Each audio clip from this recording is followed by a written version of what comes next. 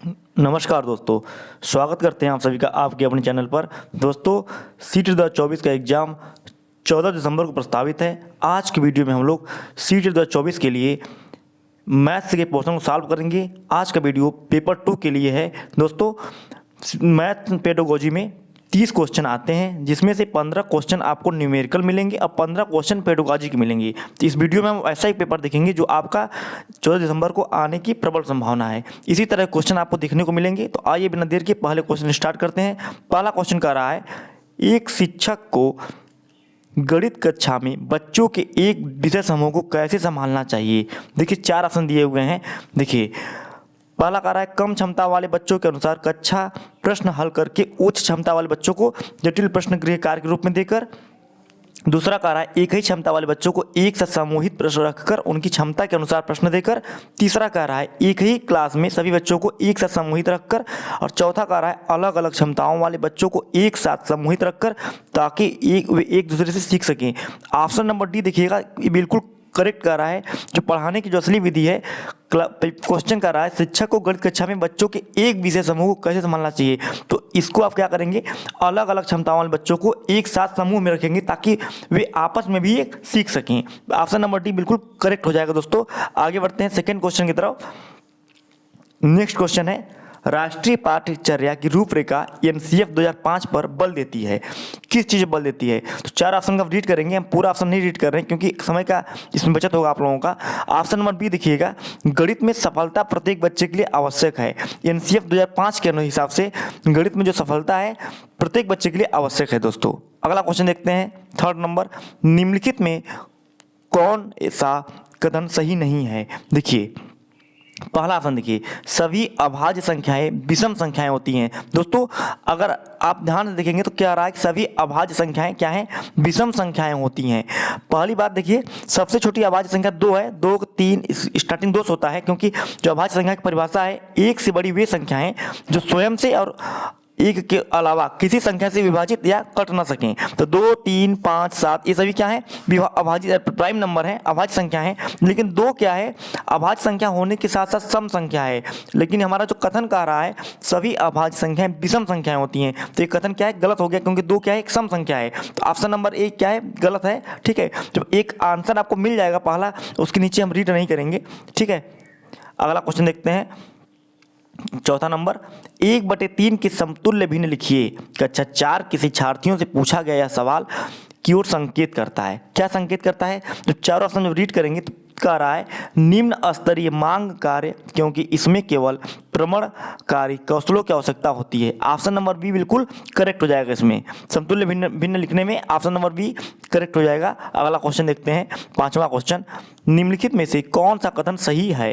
देखिए, चार ऑप्शन को रीड करेंगे, पाएंगे कि थर्ड ऑप्शन है सी वाला, 2 विषम संख्याएं और एक सम संख्या का योगफल सदैव एक सम संख्या होता है। आप इसको करके भी एग्जाम में भी देख सकते हैं। ठीक है, 2 विषम संख्या लेते हैं, जैसे 3 हो गया, अब मान लीजिए 5 हो गया, इसका जो योगफल होगा सदैव क्या होगा, एक सम संख्या आएगा। 8 क्या है, जो कि 2 से कट जाए वो सम संख्या होता है, जो 2 से न कटे वो विषम संख्या होता है। कोई और लेके देख सकते हैं आप, जैसे 11 ले लेंगे, ठीक है, 13 ले लेंगे। जब भी इसको जोड़ेंगे तो ये हमेशा क्या आएगा, सम संख्या आएगी। तो वही कह रहा है कि ऑप्शन नंबर सी बिल्कुल करेक्ट है। अगला क्वेश्चन देखते हैं, क्वेश्चन नंबर 6, गुणनफल 672 गुणे 36 गुणे 25 किसके बराबर है। तो अब देखिए, 4 ऑप्शन आपके पास दिए हुए हैं, तो ये बराबर होगा दोस्तों ऑप्शन नंबर बी, एक सप्ताह में सेकेंड की संख्या के बराबर होता है।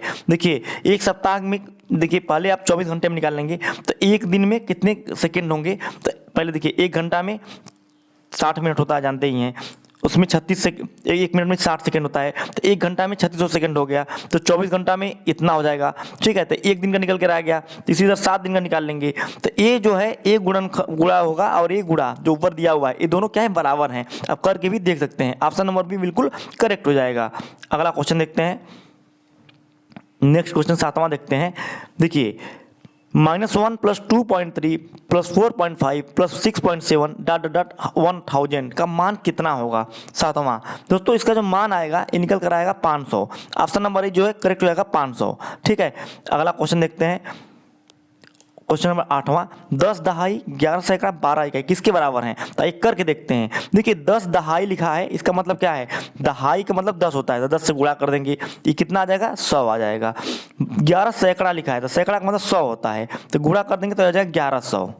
ठीक, इसी तरह 12 इकाई लिखा है, इकाई का मतलब 1 होता है, तो ये जाएगा 12। जब सभी को जोड़ देंगे दोस्तों, बहुत सिंपल है, क्वेश्चन नंबर 8, सभी को जोड़ देंगे तो आ जाएगा 1212 करके आप देख सकते हैं जोड़ के। ऑप्शन नंबर डी बिल्कुल करेक्ट हो जाएगा। नेक्स्ट क्वेश्चन है, सोनू के पास 3 दर्जन चॉकलेट है। 3 दर्जन का मतलब हो गया 12 तिहाई 36, 1 दर्जन 12 होता है, तो 36 क्या है? चॉकलेट सोनू के पास है। उसने उनका 1/3 भाग अपने पड़ोसी को दिया, तो पड़ोसी को 1/3 दिया, मतलब 36 का 1/3 मतलब कितना हो गया? 12 हो गया। ठीक, 1/6वां भाग किसको दिया?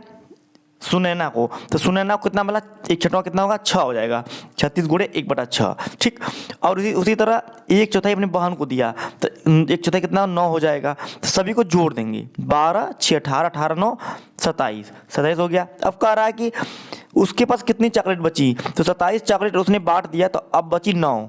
ऑप्शन नंबर ए करेक्ट हो जाएगा इसमें। अगला क्वेश्चन है, देखिए क्वेश्चन जो है थोड़ा सा इसमें लिखने में गलत कर दिया है। कितने 1/15 में 5/3 है, इसको इस तरह नहीं लिखना चाहिए था, लिखना चाहिए था कितने 1/15 5/3 में हैं। ये जो है बिल्कुल करेक्ट आंसर इसमें लिखने का तरीका हो जाएगा। रुकिए, देखिए ध्यान दीजिएगा, कितने 1/15 5/3 में है, तो 5 देखिए आप सिंपल चीज़ है, जैसे कि कितने, एक इसको हम अलग रूप में समझाते हैं आप लोगों को, कितने 4, कितने 2 4 में हैं। 4 में मतलब कितने 2 हैं, सिंपल भाषा में 4 में कितने 2 हैं। तो उसी तरह 5, तो 4 में भाग देंगे 2 का, निकल कर आएगा 2 हैं। 4 में 2 जो है 4 घुसे हुए हैं या पड़े हुए हैं। उसी तरह 5/3 में 1/15 कितने हैं, तो 5/3, इसको एक बार देखिए, 5/3 भागे 1/15 कर देंगे, तो आप जानते ही होंगे 5/3 जब गुणा का इसको करेंगे तो ये वाला जो लाइन है उलट जाता है, तो 5 15/1 हो जाएगा, तो 3 5 15 हो जाएगा, 5 गुणे 5 25 हो जाएगा। कितने हैं? 25 हैं। ऑप्शन नंबर बी जो है करेक्ट हो जाएगा इसमें। आगे बढ़ते हैं 11 नंबर की तरफ। देखिए 10 मीटर प्रति सेकेंड को किलोमीटर प्रति घंटे में बदलना है। देखिए बदलने में कुछ नहीं करना है, अगर आपको ट्रिक नहीं पता, ट्रिक बाद बताएंगे, पहले इसका देखिए ट्रिक से ज़्यादा इंपॉर्टेंट कॉन्सेप्ट को समझना है। देखिए मीटर को बदलना है किलोमीटर में, तो 1 मीटर बराबर 1/1000 हो जाएगा। यहाँ पर क्या एक मीटर चेंज हो गया घंटा में। रुकिए, 110 लिख देंगे। देखिए यहाँ लिखा है मीटर, ठीक, यहाँ नीचे लिखेंगे सेकेंड, तो मीटर को जब बदलेंगे घंटे किलोमीटर में, तो 1/1000 हो जाएगा किलोमीटर, क्योंकि 1 किलोमीटर बराबर 1000 मीटर होता है। उसी तरह नीचे सेकेंड लिखा है हर में, तो 1 सेकेंड में 1/3600 क्या घंटा होगा, क्योंकि 1 घंटा में 3600 सेकेंड होता है। ठीक है, तो जब इसको काट देंगे आप 2 से 2 जाएगा 36। ऑप्शन नंबर डी जो है 11 का बिल्कुल करेक्ट हो जाएगा। अब इसको 18 या डायरेक्ट ट्रिक के रूप में 18/5 से गुणा करके भी इसको चेंज कर सकते हैं किलोमीटर प्रति घंटे में। ठीक है, अगला क्वेश्चन देखते हैं। किसी आयताकार बक्से की आंतरिक लंबाई चौड़ाई ऊंचाई 432 सेंटीमीटर है। 8664 सेंटीमीटर घनों को पैक करने के लिए कितने बक्स की आवश्यकता होगी? दोस्तों ये सवाल बहुत इजी है। देखिए ये घनाभ जो बक्सा होता है हम लोगों का बॉक्स जो होता है, ये घनाभ का शक्ल होता है। तो घनाभ का जो आयतन होता है लंबाई गुणे चौड़ाई गुणे ऊंचाई होता है। ठीक, LBH होता है, लंबाई गुणे चौड़ाई गुणे ऊंचाई। ठीक है, तो आपको कुछ नहीं करना है, केवल 8664 में इसकी लंबाई से, चौड़ाई से और ऊंचाई से भाग दे देना है। अब इसी को सॉल्व कर लेंगे दोस्तों, तो अब आंसर निकल कर आएगा 361, 12 का सी। ठीक है, आप सॉल्व कर सकते हैं इजीली, 12 का आ जाएगा सी। अगला क्वेश्चन देखते हैं। एक रेलगाड़ी स्टेशन पी से 8:18 AM पर, मतलब सुबह के टाइम चलकर स्टेशन क्यू पर उसी दिन रात में 10:28 पर पहुंचती है। रेलगाड़ी द्वारा क्यू तक पहुंचने में कितना समय लगा? दोस्तों काफ़ी इजी क्वेश्चन है। आप सबसे पहले बिल्कुल कुछ घबराना नहीं है, केवल 12 बजे तक आप इसको, दोपहर 12 बजे तक देख रहे हैं कितना टाइम वो चली। दोपहर 12 बजे तक आप देख लेंगे कितना टाइम वो चली। देखिए 8:18 से लेके 9 बजे तक कितना टाइम चला, पहले इसको देख लेंगे। तो देखिए 9 बजे तक चला कितना, 18 2 20 और 20 और 60, 40, 42 मिनट अगर चलेगा तो 9 बज जाएगा। 9 AM तक जब चलेगा तो 42 मिनट चलेगा, अगर तो 9 बज जाएगा। फिर 3 घंटा में 12 बज जाएगा, ठीक है, 12 बजेगा। उसके बाद 12 से लेके 10:28 लगेगा समय रात में, ठीक है। 12 बजे दोपहर से लेके 10:28 पहुंच जा रही है, PM हो जाएगा यहाँ पर। तो सभी समय को जोड़ देंगे, 42 मिनट, 3 घंटा और 10 घंटा 28 मिनट, तो आएगा 14 घंटा 10 मिनट। आराम से जोड़ सकते हैं, 10 दिन 13 घंटा हो जाएगा। अब 42 मिनट और 28 मिनट और जोड़ेंगे तो 1 घंटा 10 मिनट आएगा, तो 14 घंटा 10 मिनट इसका आंसर आएगा। ऑप्शन नंबर 1 करेक्ट हो जाएगा। नेक्स्ट क्वेश्चन है, निम्न में से 14वां कौन सा सही नहीं है? याद रखेंगे, सही नहीं है पूछ रहा है। देखिए पहला देखिएगा, 1 मिलीमीटर बराबर 0.1 सेंटीमीटर। देखिए मिली सेंटी डेसीग्राम, तो मिली सेंटी एग्जैक्ट सही लिखा है, क्योंकि 1 सेंटीमीटर बराबर दोस्तों 10 मिलीमीटर होता है। अपने पैमाना आपको याद होगा, milli centi decigram, deca hecto kilogram. तो 1 मिलीमीटर बराबर हो जाएगा 1/10, तो 0.1 सेंटीमीटर, एक बिल्कुल करेक्ट लिखा हुआ है, ठीक है। अब दूसरा लिखा है 3 लीटर 30 मिलीमीटर बराबर 300 ml, ये बिल्कुल गलत लिखा है दोस्तों। यही क्या है, सही नहीं है, क्योंकि 3 लीटर में हो जाएगा 3000 ml, ठीक। अब प्लस 30 ml अलग से लिखना है, तो इसको लिखना चाहिए था 3030 ml, यहाँ पर लिखा है 300, तो ऑप्शन नंबर बी जो है गलत है इसमें।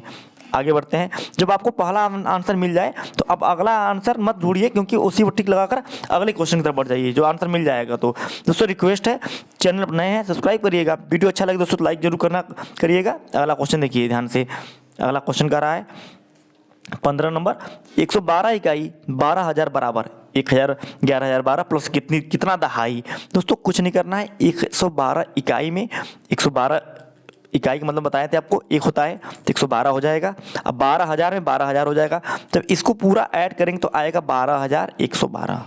आपको इतना सॉरी इसको देखिए 12,112, तो आपको इतना चाहिए। इधर के साइड से मतलब ये लेफ्ट हो गया, राइट हैंड साइड से हमको भी 12,112 चाहिए। जब 12,112 अगर चाहिए हमको, 12,112, ठीक। तो देखिए इसमें 11,012 आपको दे दिया गया है, 11,012 दे दिया गया है। तो आप इसको जब माइनस करेंगे दोस्तों 12,112 में से, तब क्या पाएंगे आप कि 1100 हमको और चाहिए। कितना चाहिए? 1100 चाहिए। तो यहाँ पर दहाई लिखा हुआ है, हमको चाहिए 1100, दहाई में 10 होता है, तो 110 गुणे दहाई अगर लिख दें दोस्तों तो 1100 आएगा नहीं आएगा? बिल्कुल आ जाएगा, क्योंकि 110 हो जाएगा, अब दहाई में 10 होता है, जब गुणा करेंगे तो 1100 आ जाएगा। तो 110 एग्जैक्ट आंसर सही हो जाएगा, क्योंकि 110 और गुणे 10 दहाई लिखा हुआ है पहले से ही। 110 गुणे 10 कितना आ जाएगा? 1100 आ जाएगा। तो ऑप्शन नंबर डी बिल्कुल करेक्ट हो जाएगा। नेक्स्ट क्वेश्चन देखते हैं, क्वेश्चन नंबर 16, भिन्न का योग पढ़ाते समय शिक्षक को नीचे दी गई एक त्रुटि ज्ञात हुई, 1/2 प्लस 1/3 बराबर 2/5 बराबर, ठीक है। इस स्थिति में शिक्षक को उपचारात्मक कार्य के रूप में क्या करना चाहिए?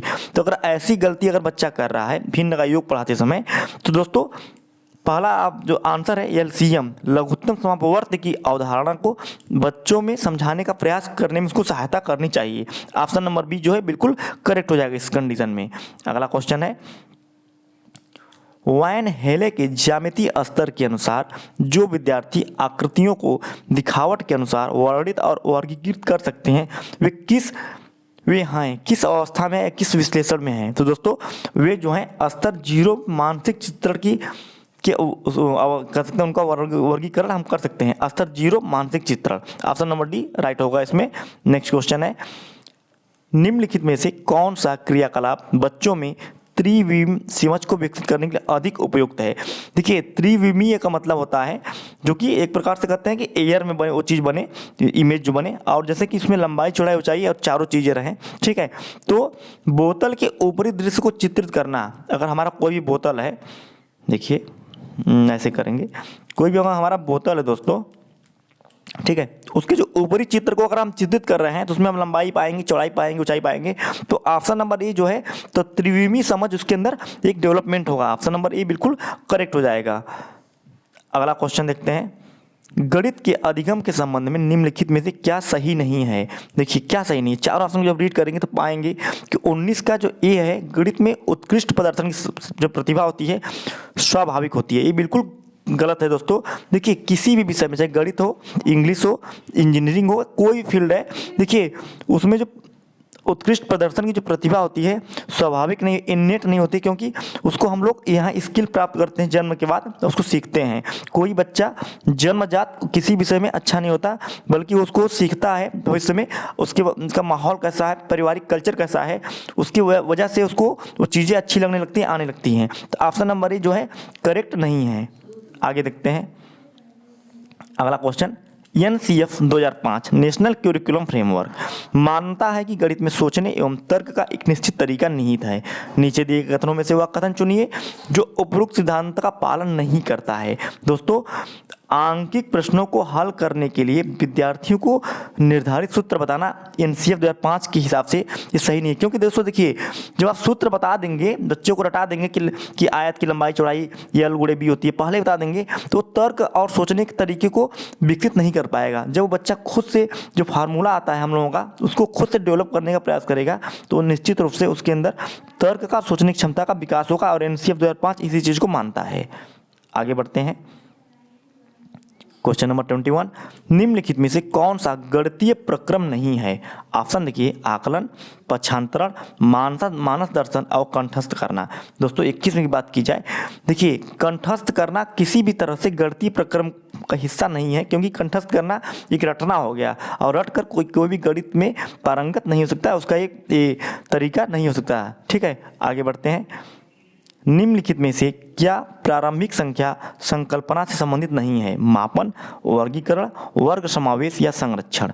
तो क्वेश्चन नंबर 22 में राइट आंसर होगा मापन। ठीक है, प्रारंभिक संख्या की बात की जाए, संकल्पना की बात की जाए, तो मापन जो है संबंधित नहीं है, क्योंकि बच्चा जो प्रारंभिक संख्या सीख रहा है तो उसमें मापन जो है तो उसके लिए काफ़ी टफ हो जाएगा, वो आगे चल के सीखेगा। स्टार्टिंग में उसको ये कंसेप्ट आपको नहीं बताना चाहिए, और संबंधित उससे नहीं होगा। आगे देखते हैं। किसी आयत की लंबाई उसकी चौड़ाई की 3 गुनी है। उसकी चौड़ाई एक वर्ग की भुजा का आधा है। क्या है? आधा। जिसका परिमाप 72 सेंटीमीटर, तब क्या होगा? देखिए इस तरह क्वेश्चन में 4 ऑप्शन दिए हैं, तो ऑप्शन सॉल्व करने के पहले आपको इसको सॉल्व कर लेना पड़ेगा। देखिए आयत की जो लंबाई है L, ठीक है, चौड़ाई की 3 गुनी है, तो चौड़ाई की 3 गुनी है, लेकिन कह रहा है उसकी चौड़ाई जो है वो एक वर्ग की भुजा की आधी है, और जिसका परिमाप 72 है। जो वर्ग का परिमाप होता है दोस्तों जानते ही होंगे, 4 गुणे भुजा होती है, 4 गुणे भुजा साइड लिख देंगे, 72 हो जाएगा। तो उसकी भुजा कितनी निकल कर आएगी? 18 आएगी, काट देंगे 18 आएगी। तो उसकी इसका मतलब कह रहा है कि जो चौड़ाई है वर्ग की भुजा का आधा है, तो चौड़ाई कितना होगा? 9 हो जाएगा।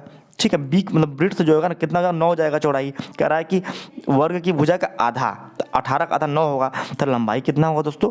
लंबाई हो जाएगा 3 9 27, 3 गुणे 9 हो जाएगा, क्योंकि 3 गुना है, तो हो जाएगा 27। तो लंबाई निकल कर 27 आया, और चौड़ाई निकल कर आएगा 9। ठीक, तो आयत का क्षेत्रफल, ठीक है, फिर कह रहा है कि 4 ऑप्शन दिया हुआ है, तो अब कह रहा है तो आयत का परिमाप वर्ग के परिमाप से कम है, बराबर है, क्या कंडीशन बनती है इसमें? देखिए दोस्तों क्वेश्चन नंबर 23 में जो राइट आंसर निकल कर आएगा 23 का, वो आएगा ऑप्शन नंबर ए। आयत और वर्ग का दोनों का परिमाप क्या है? बराबर होगा। देखिए पहले तो वर्ग का परिमाप दिया ये हुआ है 72, अब ये आयत का परिमाप चेक कर लेते हैं, तो 2 गुणे लंबाई धन चौड़ाई, तो लंबाई हो जाएगी 27, चौड़ाई हो जाएगा 9, 27 9 हो जाएगा, कितना हो जाएगा? 9 7 16, 36 गुणे 2 कितना जाएगा? 72 आ जाएगा। तो आयत का परिमाप भी 72 है, और वर्ग का परिमाप भी 72 है। ऑप्शन नंबर ए बिल्कुल राइट है। अगला क्वेश्चन देखते हैं। क्लास में शिक्षिका विद्यार्थियों को विभिन्न प्रकार से चतुर्भुज का परिभाषित करने के लिए कहती है। ठीक है, शिक्षिका का क्या उद्देश्य है? तो 4 ऑप्शन जब रीड करेंगे तो पाएंगे शिक्षिका का उद्देश्य होगा विभिन्न परिप्रेक्ष्यों से चतुर्भुज को विद्यार्थियों को समझाने में सहायता करना। तो ऑप्शन नंबर डी बिल्कुल करेक्ट हो जाएगा। विभिन्न प्रकार से चतुर्भुज को परिभाषित कर रही है शिक्षिका, टीचर। तो इसका मतलब यही है कि विभिन्न परिप्रेक्ष्यों से, विभिन्न दृष्टिकोण से क्वाड्रिलेटरल को विद्यार्थियों में उसकी समझ विकसित करने का प्रयास कर रही है। ठीक है, अगला क्वेश्चन है, गणित में निदानात्मक परीक्षण का क्या उद्देश्य है? 4 ऑप्शन रीड करेंगे, पाएंगे कि ऑप्शन नंबर जो सी है, बच्चों की समझ में निहित रिक्तियों को जानना। देखिए निदानात्मक परीक्षण होता ही इसीलिए है कि बच्चों में जो कुछ कमी रह गई है उसको हम दूर करें। ठीक है, बच्चों को निदानात्मक परीक्षण इसलिए दिया जाता है कि जो उसके अंदर जो चीज़ें उसको समझ में नहीं आ रही है, जो उसमें जिस विषय में छूट रहा है पीछे, उसको समझ में उसकी भरपाई किया जाए। ऑप्शन नंबर सी बिल्कुल करेक्ट हो जाएगा। नेक्स्ट क्वेश्चन देखिए, 96 के सभी धनात्मक गुणनखंडों का योगफल कितना होगा? काफ़ी इजी क्वेश्चन है, तो आप लोगों को छोड़ दे रहे हैं। इसका राइट आंसर क्या होगा? 26 का हो जाएगा ऑप्शन नंबर बी 252। ठीक है, आगे बढ़ते हैं अगले क्वेश्चन की तरफ। देखिए क्वेश्चन नंबर 27 देखिए, 2 और 2/3 समकोणों में डिग्रियों की संख्या कितनी होगी। काफ़ी इजी क्वेश्चन है। देखिए 2 और 2/3 दोनों को जोड़ देंगे और समकोण अलग से रहेगा, फिर इसको सॉल्व कर लेते हैं। तो इसको एक कर देंगे, 3 प्लस ले लेंगे, 3 दूनी 6 दूनी की 8/3 आ जाएगा इसका, इतना तो आप जानते ही होंगे। और देखिए समकोण का मतलब 90 डिग्री, तो इसको सॉल्व कर लेते हैं, 30 हो जाएगा, 3/24 240 डिग्री आंसर आएगा। ऑप्शन नंबर ए बिल्कुल करेक्ट हो जाएगा। अगला क्वेश्चन देखते हैं, हिंदू अरबी संख्या अंकन पद्धति में 4 अंक वाली कितनी संख्याएं होंगी। तो याद रखेंगे हिंदू अरबी संख्या अगर बात की जाए तो 0 1 2 3 4 5 6 7 8 9 तो होती है। तो हिंदू अरबी संख्या में 4 अंक वाली दोस्तों 9000 संख्याएं होंगी। ठीक है, आप बहुत लोग इसमें 9999 टिक मत मारिएगा, क्योंकि सबसे बड़ी संख्या नहीं पूछ रहा है, अब पूछ रहा है कि हिंदू अरबी संख्या पद्धति में 4 अंक वाली 9000 संख्याएं होंगी। ठीक है, अगला क्वेश्चन देखते हैं, निम्नलिखित में से कौन सी सबसे बड़ी या महत्तम संख्या है। महत्तम माने सबसे बड़ी, ग्रेटेस्ट संख्या है। दोस्तों अब बहुत इजी क्वेश्चन है, चारों को सॉल्व करके सब मान चेक कर सकते हैं। जब पहला ऑप्शन सॉल्व करेंगे, 2 + 2 कितना होगा, 4 होगा, 4 का वर्ग कितना होगा, 16 हो जाएगा। और इसका पूरा का वर्ग करा है तो कितना, 256 हो जाएगा। बाकी सॉल्व करेंगे तो 256 से सभी बहुत कम रहेंगे, इसका 16 हो जाएगा केवल मान। इसका मान होगा 2 दूनी 4 दूनी 8, 8 का वर्ग 64 हो जाएगा। इसका सॉल्व कर लेंगे, 2 2 4 2 6, 6 का 36, देखिए इसका 36 मान आ गया, इसका 16 आ गया, इसका 64 आ गया। और इसका मान देखिए 2 2 4, 4 का वर्ग कितना, 16, 16 का वर्ग कितना हो गया पहला वाले का, 256। तो ऑप्शन नंबर ए करेक्ट हो जाएगा, सबसे बड़ी संख्या होगी option number A 256। Next question, last question video का है दोस्तों। देखिए किसी आयत की लंबाई चौड़ाई कितनी है, 48 और 21 सेंटीमीटर है। ठीक है, और कह रहा है कि किसी वर्ग की भुजा इस आयत की लंबाई का 2/3 है। तो वर्ग की भुजा जो कि लंबाई कितनी है, देखिए 1 मिनट, देखिए लंबाई कितनी है दोस्तों, लंबाई है 48 और वर्ग की भुजा इसकी 2/3 है। कितना हो जाएगा, काट देंगे, 16 दूनी कितना हो जाएगा, 32 हो जाएगा।